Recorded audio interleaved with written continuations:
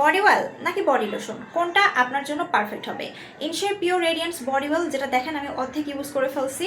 So এই অয়েলটা যাদের ফুল বডির স্কিন অনেক বেশি রুক্ষ শুষ্ক হয়ে থাকে, বডি স্কিন একদম ফেটে যায়, আপনার পা ফাটার মতো সমস্যা আছে, শীতকাল আসলে পুরো বডির স্কিন একদম খসখসে হয়ে থাকে, তারা কিন্তু এই অয়েলটা একটা রাখতেই পারেন। কারণ এটা 150 মিলির একটা বডি অয়েল, দীর্ঘ সময় বডিটাকে হাইড্রেটেড রাখে, আরামসে ফুল বডিতে ইউজ করতে পারবেন।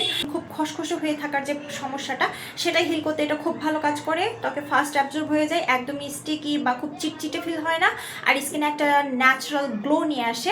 প্লাস রেগুলার ইউজে পার্থক্যটা আসলে আপনি নিজেই দেখতে পাবেন। এটা ছেলে মেয়ে বাড়ির বয়োজ্যেষ্ঠরা সহ সবাই এটা ইউজ করতে পারবেন।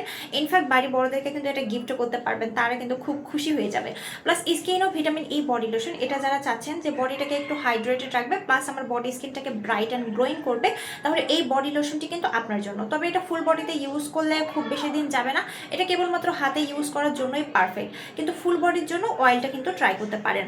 ইনফ্যাক্ট আমি বলবো দুটাই রেখে দেন, কারণ দুটাই আমার কাছে খুবই ভালো লেগেছে।